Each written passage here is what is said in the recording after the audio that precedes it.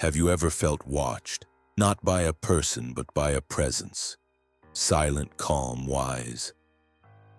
Maybe it's the way your cat looks at you, not with the gaze of a pet but of a witness, as if it sees something beneath your skin, beneath your words. Something not even you fully understand. What if your cat isn't just a companion? What if it's an ancient being, an energetic ally, a gatekeeper between dimensions? Across thousands of years, in cultures that never met but shared a cosmic knowing, cats were revered not because they were cute or clever, but because they were different. Because they knew. Today, most of us have forgotten. But the truth is still there, hidden in old temples and whispered myths, and most powerfully in the quiet presence of a cat that chooses you. In ancient Egypt, cats were not animals. They were holy. To harm a cat was to desecrate the divine. Killing one was punishable by death. But this wasn't irrational fear. It was sacred recognition. The Egyptians believed that cats could perceive things humans could not. Spirits, energetic shifts, dimensional breaches. The goddess Bastet, part feline, part woman, symbolized this power. She was protector, seer, and judge of energy. When a cat in a household died, families shaved their eyebrows in grief.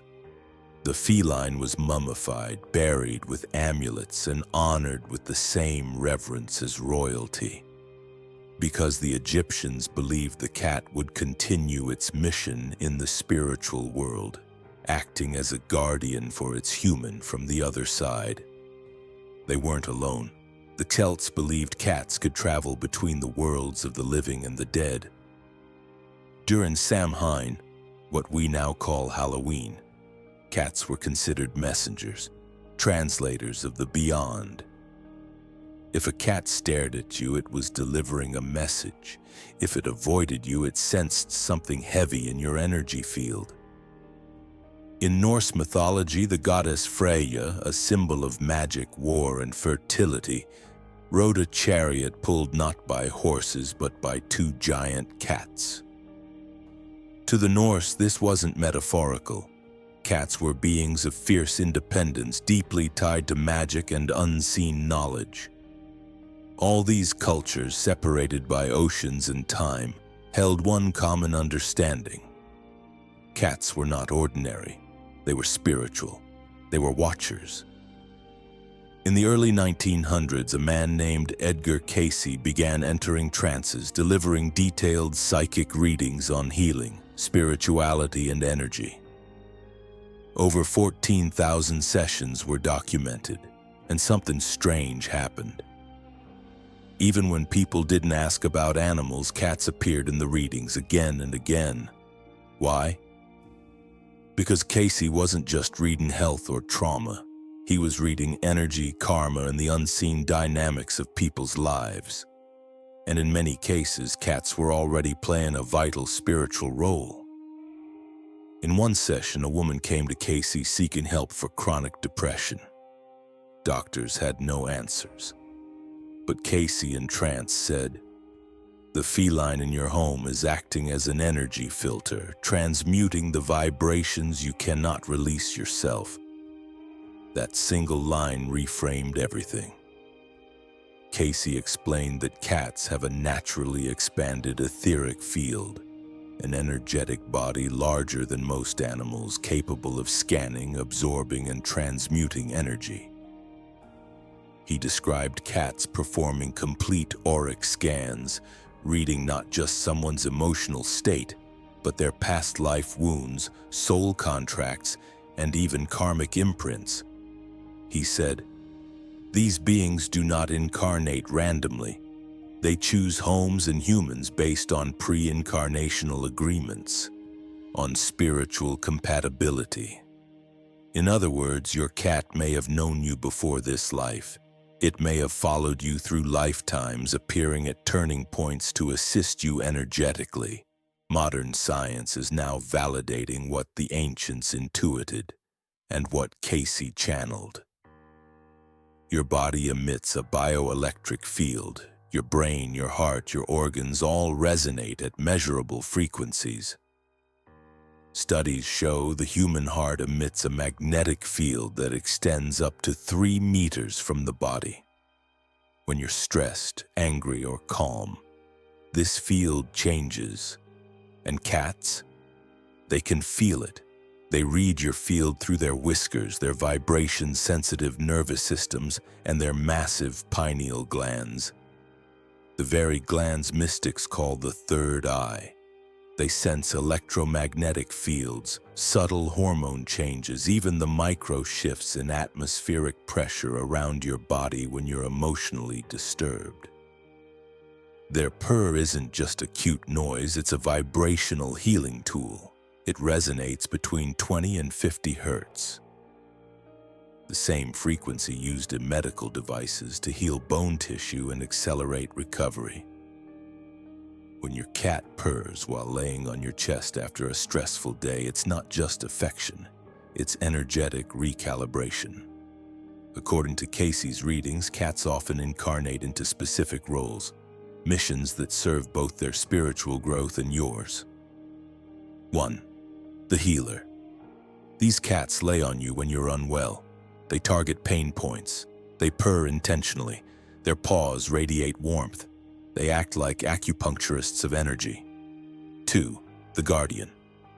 They monitor the space, sit by doors, refuse to enter rooms with dark energy. They warn you by staring into corners or meowing when something's off. They're protectors. 3. The teacher. They challenge you, show you patience, nudge you into mindfulness. They guide your spiritual awakening, not with words, but through mirrored behavior and subtle energetic nudges. 4.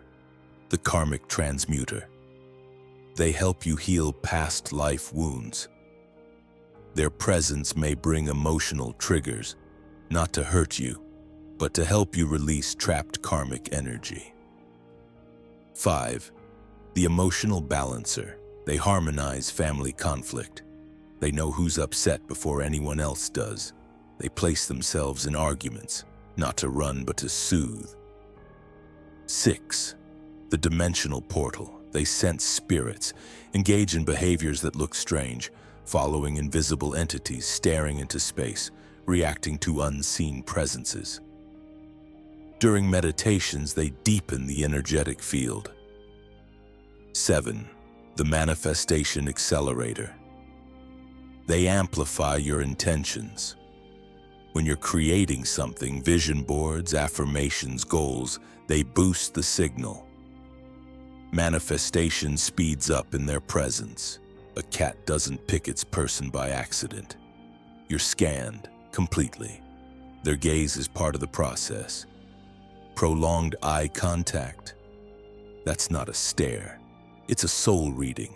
They're assessing your vibrational field, your energy patterns, your compatibility. Signs you've been chosen: eye contact with blinking and prolonged gaze, energetic bridge. Rubbing on your clothes or belongings, energy linking. Sleeping near your head or heart, chakra healing. Synchronizing breath with you while you sleep, deep energetic harmony. Sudden attachment when you're going through a life shift, contract activation.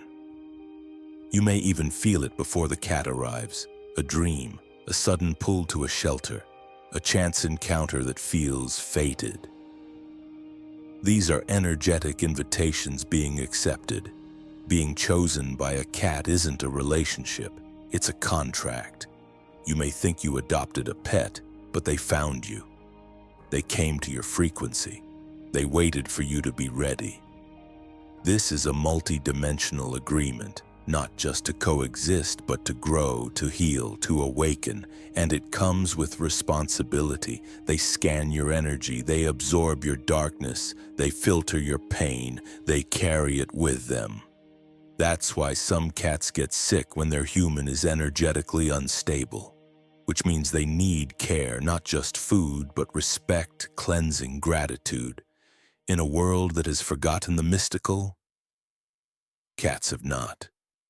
They still walk between worlds. They still read your soul. They still offer protection, healing, and awakening, not through noise or commands, but through presence, energy, and intention. So the next time your cat curls beside you or locks eyes with you from across the room, pause, take a breath, recognize the ancient intelligence behind those eyes, and remember, you were not chosen randomly, you were chosen intentionally by a spiritual master in fur.